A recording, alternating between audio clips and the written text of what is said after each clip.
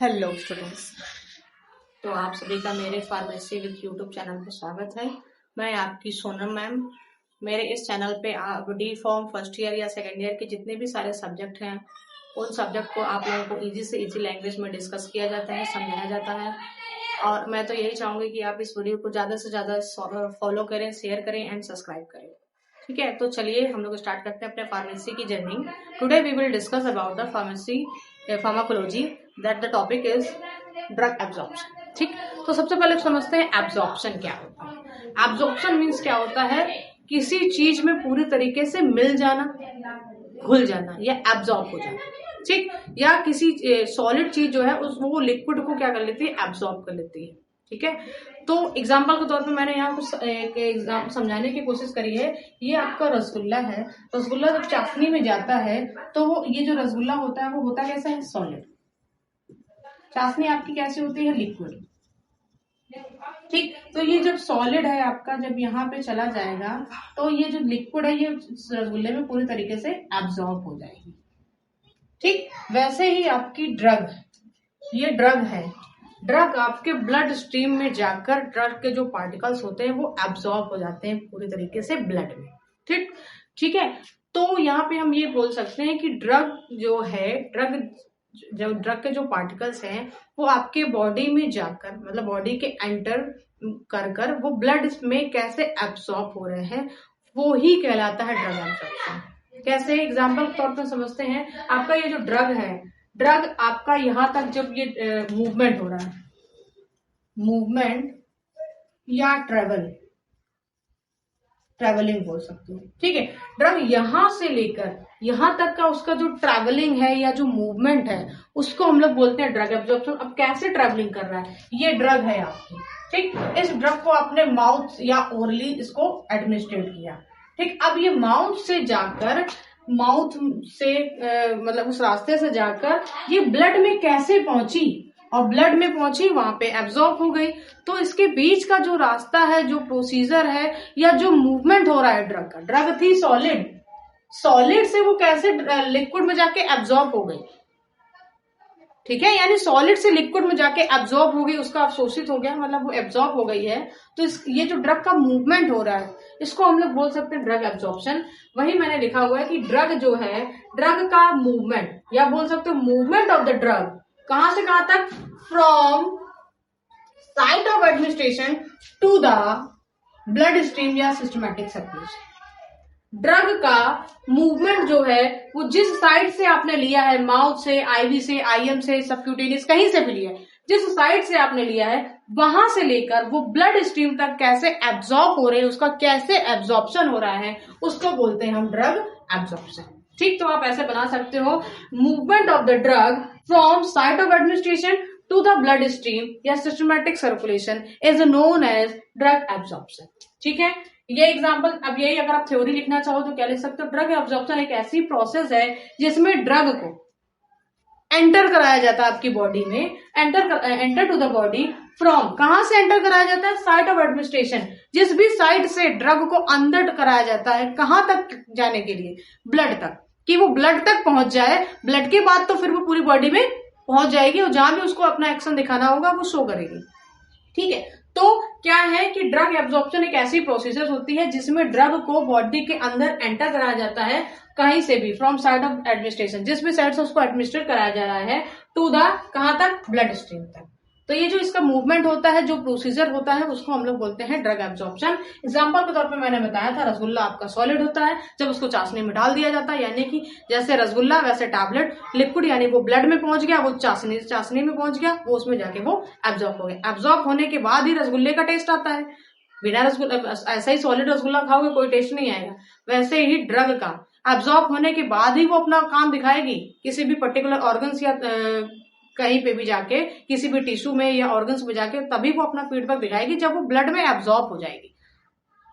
ठीक, वैसे ही यहाँ पे रसगुल्ला है आपका, जब वो चाशनी में एब्जॉर्ब हो जाएगा तभी उसका टेस्ट आता है, ऐसा टेस्ट नहीं आता। ठीक है, तो याद कर लेना, ड्रग एब्जॉर्प्शन क्या है, रसगुल्ला। रसगुल्ला क्या है आपका, ये जब सॉलिड है, जब वो लिक्विड में जाता है, एब्जॉर्ब होता है, एब्जॉर्ब होने के बाद ही जब वो प्लेट में आता है और जब माउथ में जाता है तो क्या टेस्ट आता है, वो अपना फिर थेरेपेटिक इफेक्ट दिखाता है। वैसे ही यहाँ पे आपकी ड्रग है, आपकी ड्रग जिस भी साइट एडमिनिस्ट्रेशन से ली गई है और वहां से लेकर उसका जो मूवमेंट हो रहा है ब्लड स्ट्रीम तक की, उसको हम लोग बोलते हैं ड्रग एब्जॉर्प्शन। साइट यही है। ड्रग एब्जॉर्प्शन क्या है? प्रोसीजर, एक ऐसी प्रोसेस है जिसमें दवा को बॉडी के अंदर एंटर कराया जाता है कहीं से भी, किसी भी रास्ते से, और वो कहां तक पहुंच रही है? ब्लड स्ट्रीम तक। उसको बोलते हैं हम ड्रग एब्जॉर्प्शन। ठीक। अब इसके बाद बात आती है, ड्रग एब्जॉर्ब तो हो रही है पर उसका प्रोसीजर क्या है, कैसे एब्जॉर्ब हो रही है, उसका मैकेनिज्म क्या है? तो मैकेनिज्म उसके क्या है? 4 मैकेनिज्म है। Passive transport, active transport, facilitated transport and endocytosis transport. ठीक। इसके बाद हम लोग क्लियर करेंगे factor affecting drug absorption. Drug absorption में क्या क्या फैक्टर अफेक्टिंग है, मतलब ड्रग एब्जॉर्प्शन किस किस पॉइंट को या कुछ ऐसी ऐसी प्रोसीजर्स हैं जिसमें एब्जॉर्प्शन प्रभाव डालता है, किसका कम होता है, किसका ज्यादा होता है, क्या ऐसे होना चाहिए, क्या नहीं होना चाहिए जिससे कि एब्जॉर्प्शन ज्यादा हो या कम हो। तो कुछ फैक्टर अफेक्टिंग के कुछ पॉइंट हैं जिसको हम लोगों ने अभी हम लोग क्लियर करेंगे। ठीक है, तो चलिए स्टार्ट करते हैं। तो अब हम लोगों को क्या पढ़ना है? ड्रग का जो एब्जॉर्प्शन होता है वो किस किस साइड से कैसा कैसा एब्जॉर्प्शन होता है, उसकी बायोबिलिटी क्या होती है। ठीक है, मतलब साइट ऑफ ड्रग एब्जॉर्प्शन, किस साइड से ड्रग एब्जॉर्ब हो रही है, उसका एब्जॉर्प्शन कितना है, 100% है या 100% से कम है। ठीक है, तो सबसे पहला आपका साइट है ओरल। ओरल में क्या होता है? ड्रग आपकी फर्स्ट पास मेटाबॉलिज्म, ओरली जो एडमिनिस्ट्रेशन होता है उसमें ड्रग आपकी फर्स्ट पास मेटाबॉलिज्म प्रोसीजर से होकर गुजरती है। फर्स्ट पास मेटाबॉलिज्म प्रोसीजर से होकर गुजरती है, जिसका मतलब क्या है? फर्स्ट पास मेटाबॉलिज्म में क्या होता है? आपका ड्रग का 30 से 40% भाग डिस्ट्रॉय हो जाता है। ठीक, तो 30 से 40% भाग डिस्ट्रॉय हो गया है और टैबलेट आपकी 100 mg थी, तो कितना परसेंट आपका टैबलेट जो है वो ब्लड स्ट्रीम तक या सर्कुलेटरी सिस्टम तक पहुंचा?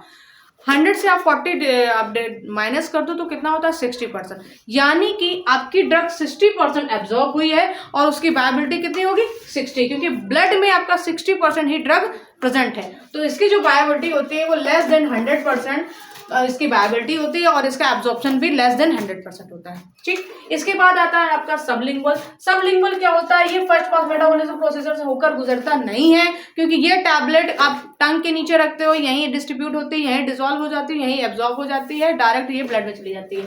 तो ये इस प्रोसीजर से होकर गुजरती नहीं है, इसलिए इसकी जो बायोबिलिटी होती है वो मोर देन 100% या 100% होती है और इसका एब्जॉर्प्शन भी इंक्रीज होता है। ठीक, रेक्टल का क्या है? रेक्टल में भी रेक्टल जो एडमिनिस्ट्रेशन होता है या रेक्टल रूट होता है, इसमें जो ड्रग होती है उसको भी इस प्रोसेसर से माउथ, लैरिंगफेरिंग्स, स्टमक, स्टमक के बाद लिवर, मतलब इस प्रोसीजर से, जिसको हम लोग बोलते हैं फर्स्ट पास मेटाबॉलिज्म, इस प्रोसीजर से होकर गुजरना नहीं पड़ता है। ये डायरेक्ट आपके रेक्टम के थ्रू दी जाती है, रेक्टल म्यूकोसा में एंटर की जाती है, वहीं पे ये मेल्ट हो जाती है और वहीं पे ये एब्जॉर्ब हो जाती है। तो इसकी बायोबिलिटी भी अच्छी होगी, एब्जॉर्प्शन भी अच्छा होगा। ठीक है, उसके बाद आता है आपका इंट्रामस्कुलर या इंट्रावेनस। ये तो डायरेक्ट आपके ब्लड स्ट्रीम में दिए जाते हैं, ब्लड सर्कुलेटरी सिस्टम में दिए जाते हैं, तो इनका तो प्रोसीजर ही है तुरंत, ये रैपिड एक्शन शो करते हैं, तुरंत एक्शन शो करते हैं, यानी कि इनकी बायोबिलिटी भी अच्छी है और इनका एब्जॉर्प्शन भी अच्छा है।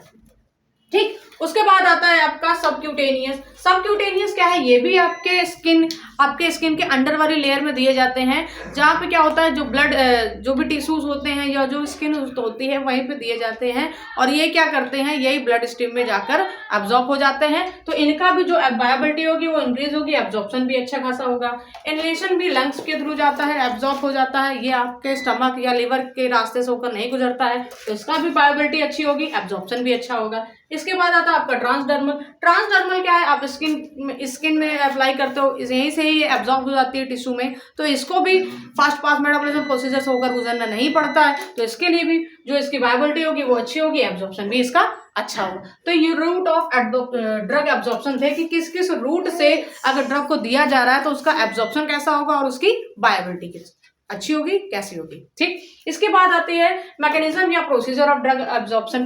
ड्रग एब्जॉर्प्शन के 4 प्रोसीजर्स होते हैं, या किस तरीके से ड्रग एब्जॉर्ब हो रही वो मैकेनिज्म की बात करते हैं। ठीक, तो प्रोसेस कितनी है? 4 प्रोसेस है। पहला है पैसिव ट्रांसपोर्ट या पैसिव डिफ्यूजन, दूसरा आपका फैसिलिटेटेड डिफ्यूजन, तीसरा है आपका एक्टिव ट्रांसपोर्ट या एक्टिव डिफ्यूजन, चौथा है आपका एंडोसाइटोसिस डिफ्यूजन। ठीक, तो अगर आपको पता होगा प्लाज्मा मेम्ब्रेन आपने देखा होगा, ऐसे ऐसे करके आपके स्ट्रक्चर था प्लाज्मा मेम्ब्रेन का। यहाँ पे भी ऐसे ऐसे ऐसे ऐसे करके आपका स्ट्रक्चर अगर आप लोगों ने देखा होगा, यहाँ पे टेल रहती थी, यहाँ पे टेल मतलब पूंछ, हाइड्रोफोबिक हाइड्रोफिलिक याद होगा अगर आप लोगों को। ये जो आपकी प्लाज्मा मेम्ब्रेन है जिसको हम लोग सेल मेम्ब्रेन कहते हैं, ये किसकी बनी होती है? फास्फोलिपिड की बनी होती है। किसकी बनी होती है? फास्फोलिपिड की बनी होती है। यानी कि इसका जो नेचर होता है वो किस नेचर का होता है? लिपिड के नेचर का होता है। ठीक, तो जितनी भी ड्रग आपकी लिपिड नेचर की होंगी वो तो इजिली इसमें एब्जॉर्ब कर जाएंगी, और कुछ ड्रग्स होंगी जो वाटर सोल्यूबल की होंगी उनको एब्जॉर्ब होने में टाइम लगेगा, क्योंकि एक ये पोर होता है जिसको हम लोग चैनल बोलते हैं। अब वाटर सोल्यूबल वाली ड्रग यहाँ से तो एब्जॉर्ब हो नहीं सकती क्योंकि उनका नेचर वाटर सोल्यूबल है और इनका नेचर लिपिड सोल्यूबल है। तो वाटर सोल्यूबल वाली ड्रग इस चैनल से, इस पोर से एक एक ड्रग का एक एक मॉलिक्यूल यहाँ पे एब्जॉर्ब होगा, तो इसमें थोड़ा टाइम लगता है, और जितने भी लिपिड सोल्यूबल वाली ड्रग होती है वो इजिली एब्जॉर्ब हो जाती है। ठीक है, तो अब बात करते हैं पैसिव डिफ्यूजन। ये डिफ्यूजन आपका ओरल टैबलेट पर डिपेंड करता है, ओरली एडमिनिस्ट्रेशन पे। क्यों? क्योंकि ओरली में क्या करते हैं हम लोग 100 mg की टैबलेट लेते हैं, यानी 100 mg हाई है और वो एब्जॉर्ब कितना होता है? 70 से 60%। तो ड्रग आपकी यहाँ पे कैसे मूव करती है? हायर कंसंट्रेशन से लोअर कंसंट्रेशन में। पैसिव डिफ्यूजन में क्या है? ड्रग का मूवमेंट होता है हायर कंसंट्रेशन से और लोअर कंसंट्रेशन में। ठीक, जब किसी को ऊपर से नीचे उतरना होता है तो किसी टाइप की एनर्जी की जरूरत नहीं होती है, कोई भी फैसिलिटी की रिक्वायरमेंट नहीं होती है, इजिली प्रोसेस होती है और सबसे कॉमन प्रोसेस होती है। इसमें ड्रग क्या है? आपने टैबलेट को लिया, 100 mg की थी, आपके ब्लड में कितने mg पहुंची? 60 से 70 mg। तो यानी कि ज्यादा से कम में इसका जो मूवमेंट हो रहा है वो ज्यादा से कम में हो रहा है। ठीक, तो पैसिव डिफ्यूजन में क्या होता है? ड्रग का मूवमेंट जो होता है वो हायर कंसंट्रेशन से लोअर कंसंट्रेशन में जाता है। एग्जांपल के तौर पे आपका ये जीना होता, अगर आप सोलो ये स्टेयर्स हैं, अगर आप ऊपर से नीचे उतरोगे तो आपको किसी भी प्रकार की कोई दिक्कत नहीं होगी, किसी भी प्रकार का मतलब कोई भी किसी चीज की रिक्वायरमेंट नहीं होगी, नॉर्मली आप ऊपर से नीचे उतर सकते हैं।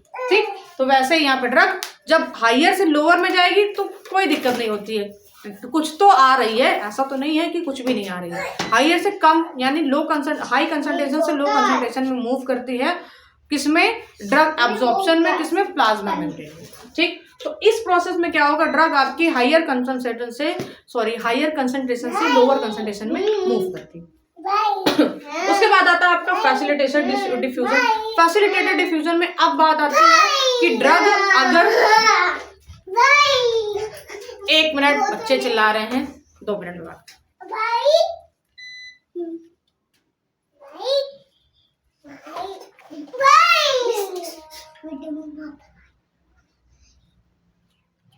ठीक है, अब बात आती है फैसिलिटेटेड डिफ्यूजन की। यहाँ पे ड्रग का मूवमेंट तो होता है हायर कंसंट्रेशन से लोअर कंसंट्रेशन पे, पर यहाँ पे कभी कभी जो ड्रग्स वाटर सोल्यूबल के ड्रग्स होंगी या कुछ ऐसी ड्रग्स होंगी जो लिपिड के नेचर की नहीं होंगी, तो उनके लिए एक कैरियर की रिक्वायरमेंट होती है, या एक कैरियर के थ्रू वो रिसेप्टर से बाइंड होंगी और इजिली वो एब्जॉर्ब हो जाएंगी। एग्जाम्पल के तौर पे क्या है कि आप ये समझ लो, अब आपको लिफ्ट दे दी गई है, ऊपर से नीचे उतरने के लिए क्या दी गई है? एक फैसिलिटी प्रोवाइड की गई है कि आप ऊपर से नीचे उतरने के लिए ज्यादा मेहनत वैसे भी नहीं लगती है, पर आपको एक फैसिलिटी दे दी गई है कि आप इसके थ्रू नीचे उतरो। तो वैसे ही ड्रग को भी एक फैसिलिटी या एक कैरियर दे दिया गया है, उस कैरियर के थ्रू ड्रग ऊपर से नीचे की ओर मूव करती है। यानी कि इसमें भी ड्रग हायर कंसंट्रेशन से लोअर कंसंट्रेशन में मूव करेगी with the help of carrier. इसके हेल्प से? With the help of carrier. ठीक, उसके बाद आता है active transport. Active transport just उसका कॉमन मतलब एक तरीके से डिफ्यूजन होता है। इसमें ड्रग क्या करती है? ड्रग का मूवमेंट जो होता है वो लो कंसंट्रेशन से हायर कंसंट्रेशन में होता है। मतलब ड्रग है कम, अब उसका जो एब्जॉर्प्शन हो रहा है वो हायर कंसंट्रेशन पे जा रहा है, ज्यादा एब्जॉर्प्शन हो रहा है, उसको हम लोग बोलते हैं एक्टिव ट्रांसपोर्ट। अब लो से कम में जाएगा तो आप लोग कॉमन सेंस लगाओ, अगर ड्रग कम है और वो ज्यादा अब्जॉर्ब हो रही है, यानी कि उसमें किसी ना किसी की एनर्जी की रिक्वायरमेंट होगी। अब जैसे एग्जांपल के तौर पे आप लोगों को नीचे से ऊपर चढ़ना है, 4 मंजिल बोल दिया जाए आपको चढ़ने के लिए, मान लो ये स्टेयर्स हैं आपको, अब यहाँ से यहाँ बोल दिया जाए आपको चढ़ने के लिए, तो आपको यहाँ से यहाँ चढ़ने के लिए एनर्जी की रिक्वायरमेंट होगी। अगर आपने खाना पीना नहीं खाया है, बहुत दिनों से नहीं खाया, तो अब यहाँ से यहाँ तक ही आने में थक जाओगे, और यहाँ से यहाँ तक जाने के लिए ड्रग को क्या किसकी रिक्वायरमेंट होगी? एनर्जी की। अब वो एनर्जी किस फॉर्म में होगी? एटीपी के फॉर्म में। एडेनोसिन ट्राइफॉस्फेट के थ्रू ड्रग आपकी लोअर कंसंट्रेशन से हायर कंसंट्रेशन में मूव करती है। ठीक, ओके। इसके बाद आता है आपका एंडोसाइटोसिस या एक्सोसाइटोसिस डिफ्यूजन। इसमें क्या करती है? इसमें जो प्लाज्मा मेम्ब्रेन होती है वो ड्रग के जो बड़े बड़े पार्टिकल्स होते हैं उनको क्या करती है? इनगल्फ कर लेती है, निगल लेती है, और जब उसको रिक्वायरमेंट लगता है तब उसको वो एब्जॉर्ब कर लेती है। ठीक है, अब मैं आप लोगों को इन चारों को डायग्राम के थ्रू बताने की कोशिश करती हूँ कि ये कैसे कैसे काम करते हैं। ठीक है, चलिए एक्सप्लेन करते हैं।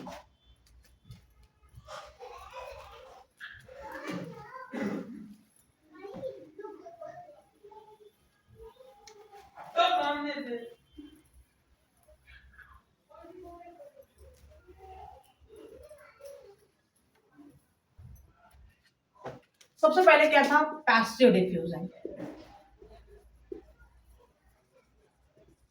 पैसिव मीन्स होता है ट्रांसपोर्ट या परमिएबल। ठीक, यानी कि इधर से एक जगह से ट्रांसफर करना या एब्जॉर्ब करना या एक लेयर से दूसरी लेयर तक ट्रांसपोर्ट होना। ठीक, तो इसमें आप क्या लिख सकते हो? In passive diffusion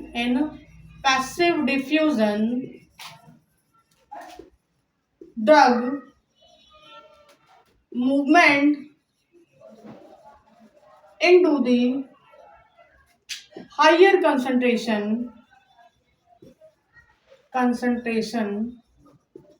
to the lower concentration। और ये प्रोसेस जो होता है बहुत कॉमन प्रोसेस होता है। अधिकतर जितनी भी ड्रग्स होती हैं वो इसी कंसंट्रेशन पे मूव करती हैं। जैसे आपका हो गया एस्प्रिन, हो गया पैरासीटामोल, हो गया, ये सारी ड्रग्स क्या हैं? इसी मैकेनिज्म पे काम करती है, पैसिव डिफ्यूजन पे। यहाँ पे अगर आप 100 mg की टैबलेट लोगे या 600 mg की टैबलेट लेते हो तो ड्रग आपकी हायर कंसंट्रेशन से लोअर कंसंट्रेशन में मूव करती है। अगर 600 लिया है तो ये कम से कम 300 का ही अपना फीडबैक दिखाएगी। ठीक, उसके बाद आता है आपका फैसिलिटेटेड डिफ्यूजन। फैसिलिटेटेड मतलब फैसिलिटी। अब किसी चीज को फैसिलिटी दी जाए यानी उसको सुविधा प्रोवाइड की जा रही है कि आप ऐसे का इसके साथ मिलकर आप काम कर सकते हो, एक सुविधा दी जा रही है। ठीक, जैसे पहले के टाइम पे फोन नहीं होते थे तो आप लोग क्या करते थे? बुक से ही पढ़ते थे और बुक में कुछ समझ में आता था, नहीं आता था। तो आज के जनरेशन में क्या, एक फोन आया है जो आप लोगों को एक सुविधाजनक है। फोन एक ऐसी चीज है जिससे लोग बहुत गलत चीजें भी सीखते हैं और इसी से अगर अच्छे जो समझदार लोग हैं वो इससे बहुत अच्छी बेनिफिशियल चीज भी सीखते हैं। ठीक, तो ये आपका फोन है एक सुविधा के लिए है जिससे आप अच्छे से अच्छे टीचर्स की अच्छे से अच्छे वीडियोस को देख के अपने अच्छे से अच्छे टॉपिक्स को क्लियर कर सकते हो, जिससे कि आपको ये क्या करता है? एक सुविधा प्रोवाइड कर रहा है ना। तो वैसे ही आपको ये जो फैसिलिटेटेड डिफ्यूजन है इसमें आपको फैसिलिटी दी जा रही है। किसको दी जा रही है? ड्रग को। क्यों दी जा रही है? क्योंकि वो इजिली प्लाज्मा मेम्ब्रेन से एब्जॉर्ब हो जाए। ठीक, जैसा कि मैंने अभी एग्जांपल बताया था, ये प्लाज्मा मेम्ब्रेन थी, तो इसीलिए यहाँ पे ड्रग को एक फैसिलिटी दी जा रही है और मूवमेंट सेम यही होगा। इसमें क्या है? In facilitated diffusion drug move to higher concentration to the lower concentration by the help of carrier, या आप फैसिलिटी भी लिख सकते हो। एग्जाम्पल के तौर पे आपकी ये प्लाज्मा मेम्ब्रेन थी,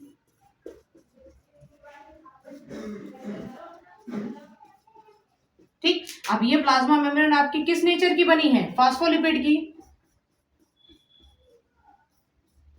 डायग्राम बना दें। अब ये जो प्लाज्मा मेम्ब्रेन है, मतलब ये जो मेम्ब्रेन है, ये आपकी किसकी बनी है? फॉस्फोलिपिड की। ठीक, अब यहाँ पे लिपिड सॉल्युबल वाली जो ड्रग होंगी, लिपिड सॉल्युबल की जो ड्रग होंगी वो तो इजिली एब्जॉर्ब हो जाएंगे। मान लो ये लिपिड सॉल्युबल वाली ड्रग के मॉलिक्यूल्स हैं, ये इजिली एब्जॉर्ब हो गए, यहाँ आ गए। ठीक, अब आप ये त्रिकोण से समझो, ये आपकी क्या है, वाटर सोल्यूबल वाली ड्रग है, वाटर सोल्यूबल ड्रग। तो ये तो यहाँ इजिली एब्जॉर्ब नहीं हो पाएंगी, क्यों? क्योंकि इनका नेचर लिपिड सोल्यूबल वाली है। तो इनके लिए एक फैसिलिटी दी जा रही है, एक कैरियर दिया जा रहा है। वो कैरियर आपका यहाँ पे प्रेजेंट रहता है, हर जगह आपका ये कैरियर के फॉर्म में प्रेजेंट रहेगा। अब यही त्रिकोण ड्रग, ये जो आपकी त्रिकोण ड्रग है और कैरियर आपका ऐसे दे रखा है, तो यही त्रिकोण ड्रग आपके इसी त्रिकोण मतलब कैरियर पे बाइंड हो जाएगी, बाइंड होके इजिली ये एब्जॉर्ब हो जाएगी। ठीक, तो ड्रग क्या है, यहाँ पे ड्रग जो है फैसिलिटेटेड डिफ्यूजन में ड्रग को एक फैसिलिटी दी जा रही है, एक कैरियर दिया जा रहा है, जिसके थ्रू वो बाइंड अप होके इजिली एब्जॉर्ब हो जाती है प्लाज्मा मेम्ब्रेन में। ठीक है, वही यहाँ पे आपको दिखाया गया है कि ये जो आपकी ट्राइंगल शेप में है, ये आपकी वाटर सोल्यूबल ड्रग है। अब इन वाटर सोल्यूबल ड्रग को हम इजिली इसमें एब्जॉर्ब नहीं करा सकते हैं, क्यों? क्योंकि प्लाज्मा मेम्ब्रेन का जो नेचर होता है वो लिपिड सोल्यूबल का होता है। लिपिड सोल्यूबल वाली ड्रग तो इजिली एब्जॉर्ब हो जाएंगी, पर वाटर सोल्यूबल वाली ड्रग को एब्जॉर्ब होने में एक कैरियर की या बहुत टाइम की जरूरत होती है। तो यहाँ पे हमने एक कैरियर दे दिया गया है, जिसके थ्रू वाटर सोल्यूबल वाली ड्रग इजिली बाइंड होंगी और तुरंत ये एब्जॉर्ब हो जाएंगी। जितनी जल्दी ये एब्जॉर्ब हो रही है उतनी जल्दी ये भी एब्जॉर्ब हो जाएंगी। ठीक, तो आई होप आप लोगों को फैसिलिटेटेड डिफ्यूजन समझ में आया हो। अब बात आती है एक्टिव डिफ्यूजन की। एक्टिव डिफ्यूजन की, इसमें क्या होता है, जस्ट इसका उल्टा होता है। यहाँ पे ड्रग जो है वो लो कंसंट्रेशन से हाई कंसंट्रेशन में मूव करती है। Drug move to lower concentration to higher concentration।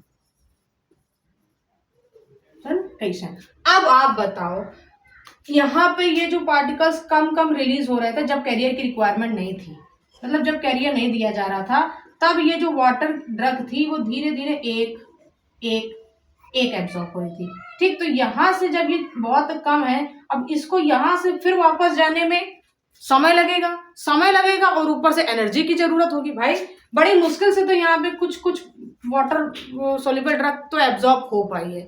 अब इसको वापस जाने के लिए क्या करना पड़ेगा, या तो एनर्जी की रिक्वायरमेंट होगी, क्योंकि ये यहाँ तक आने के लिए इसको बहुत टाइम भी लगा और बहुत समय, मतलब एक तरीके से टाइम लगा है, एक एक करके ये एब्जॉर्ब हो पाई है। अब यही अगर ड्रग को हम उल्टा कर दें, एक्टिव ट्रांसपोर्ट कर दें, यानी कि लोअर कंसंट्रेशन से ड्रग को हायर कंसंट्रेशन में जाना है, तो ये तो ऑलरेडी यहाँ पे कम है, यहाँ पे ज्यादा है, ये तो धीरे धीरे एब्जॉर्ब हो जाएंगी। अब यहाँ पे कम है, कम से ज्यादा करने में एक एनर्जी की रिक्वायरमेंट होती है। जैसा कि आप लोग सीढ़ियों के लिए अभी हमने बताया था, आप ऊपर से नीचे उतरोगे किसी भी प्रकार की एनर्जी की रिक्वायरमेंट नहीं होगी, नीचे से ऊपर जाओगे तो आपको एनर्जी की रिक्वायरमेंट होगी। वैसे ही यहाँ पे ड्रग जो होती हैं वो लोअर कंसंट्रेशन से हायर कंसंट्रेशन में मूव करती हैं और रिक्वायर्ड होता है एटीपी। एटीपी का फुल फॉर्म क्या होता है, एडेनोसिन ट्राइफॉस्फेट।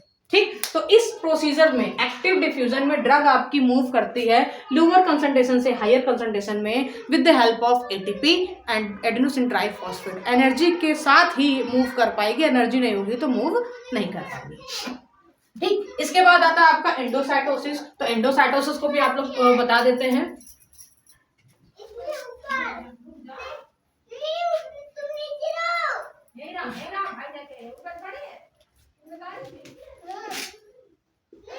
एंडोसाइटोसिस ये आपकी, मान लो ये आपके सेल मेम्ब्रेन है। ठीक,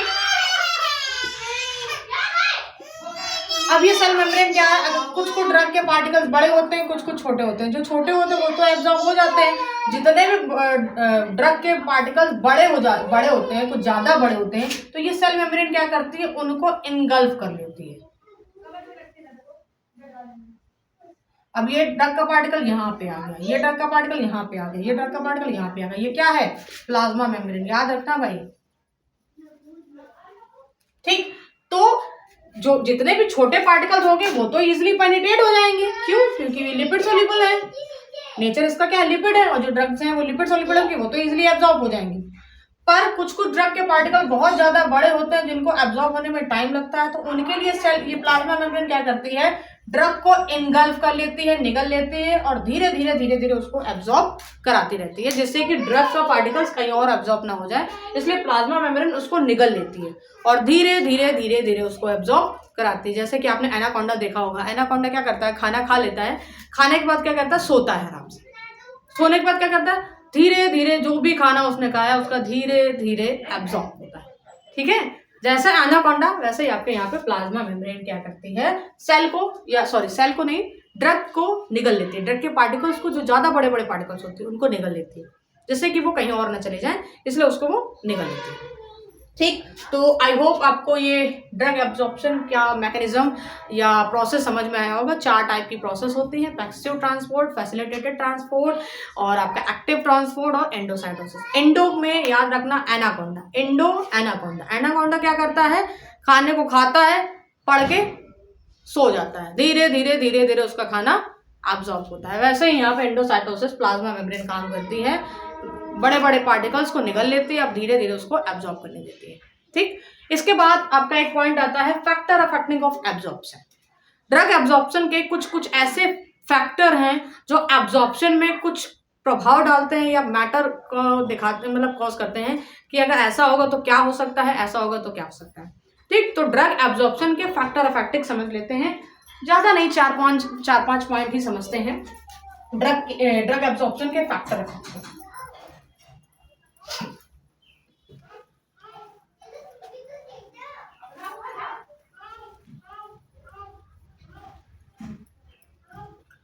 सबसे पहले आपका फैक्टर अफेक्टिंग ड्रग एब्जॉर्प्शन का है, मान लो फिजिकल प्रॉपर्टी। फिजिकल प्रॉपर्टी, अब फिजिकल प्रॉपर्टी में मतलब क्या, फिजिकली प्रॉपर्टी। ठीक, मतलब कि साइज, ठीक, आपका पार्टिकल साइज हो गया, और शेप, और पार्टिकल साइज हो गया, शेप हो गया, और हाँ इसमें इतना ही हो सकता है। इसके बाद आपका आता है सरफेस एरिया भी होगा इसमें, सरफेस एरिया। ठीक, पीएच भी मैटर करता है, और gastrointestinal empty time, gastrointestinal empty time, और आपका रूट ऑफ एडमिनिस्ट्रेशन में ड्रग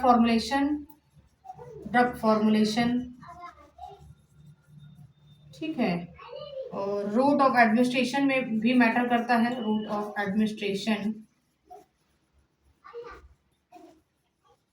ये सब क्या है, एब्जॉर्प्शन में ये सारी चीजें मैटर करते हैं, मतलब कुछ ना कुछ प्रभाव डालती हैं एब्जॉर्प्शन। अब कैसे प्रभाव डालती हैं ये समझते हैं। ठीक, तो सबसे पहला क्या पॉइंट है, particle size. Particle size absorption में क्या प्रभाव डाल सकता है, आप लोग बता सकते हो। शरबत बनाते हो तो आपने देखा होगा कभी कभी जो आपकी शुगर होती है, चीनी जिसको बोलते हैं, उस चीनी के पार्टिकल्स बहुत बड़े बड़े होते हैं।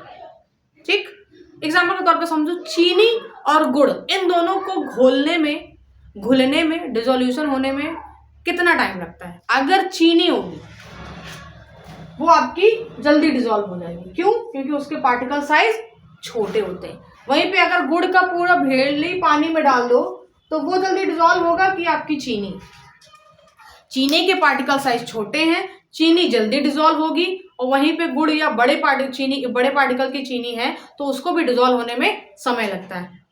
वही पॉइंट यहाँ पे ये मैटर करता है कि अगर ड्रग के पार्टिकल्स छोटे छोटे होंगे, पार्टिकल साइज स्मॉल होंगे, उनको डिसोल्यूशन में टाइम नहीं लगेगा, मतलब डिसोल्यूशन जल्दी होगा।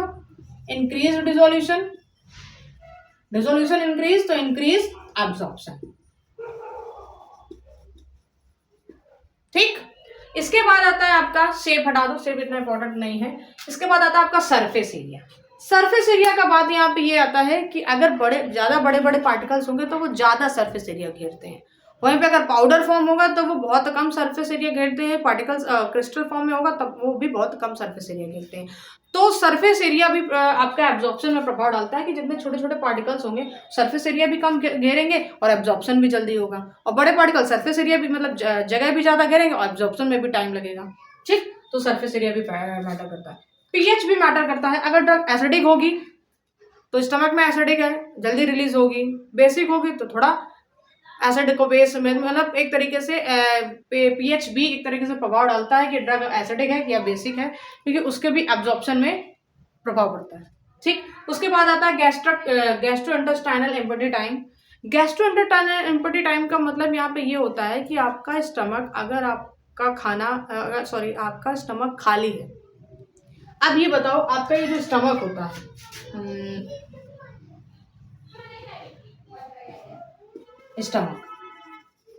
स्टमक में क्या रहता है? HCl। ठीक, अगर इसमें खाना आ जाएगा तो HCl का काम क्या होता है? इस खाने को तोड़ना, इस खाने को से स्मॉल इंटेस्टाइन में जितने भी न्यूट्रिशंस होते हैं एब्जॉर्ब होता है, इसमें फिर लिवर में जाकर लिवर से मेटाबोलाइज होता है, वो सारी प्रोसेस याद छोड़ो। HCl क्या करता है? जो भी खाना आता है उसको क्या करता है?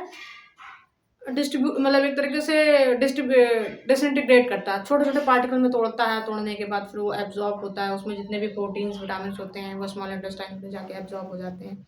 ठीक है, तो यहाँ पे ये जो HCl का काम होता है, अगर यहाँ पे खाना है, फूड है, और आपने ड्रग ले ली, खाना तो बहुत ज्यादा होता है, ड्रग तो सिर्फ छोटी सी टैबलेट होती है, तो अगर इसमें खाना बहुत सारा है और टैबलेट भी है आपकी, टैबलेट भी टूटेगी तो वो खाने के साथ मिक्स हो जाएगी।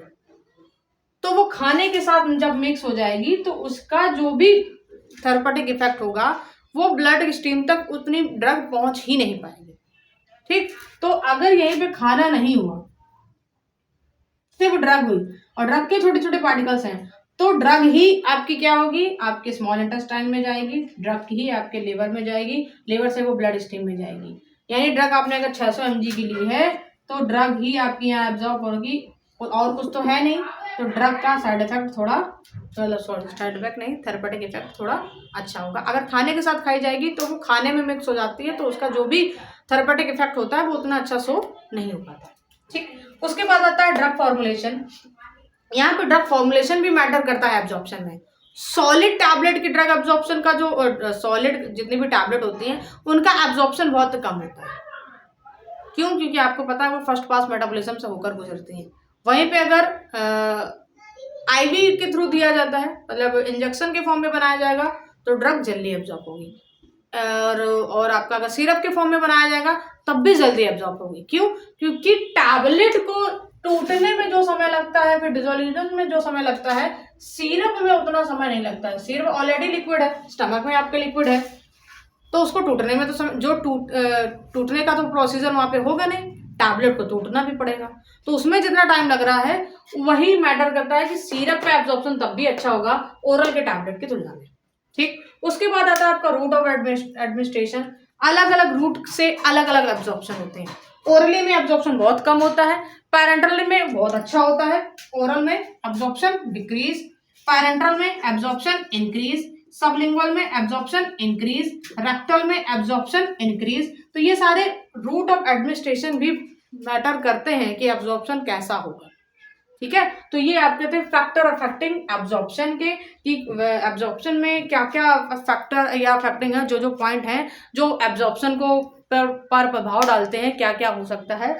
तो सबसे पहले आपका पार्टिकल साइज प्रभाव डालता है, surface area, pH, gastrointestinal time, drug formulation, drug solid है, लिक्विड है, सेमी सॉलिड है, इनको में भी टैबलेट होगी तो उसको तोड़ना पड़ेगा, सिरप होगी तो वो टूटेगी नहीं, एक समय कम हो गया, तो ये भी आपके एब्जॉर्प्शन में प्रभाव डालते हैं।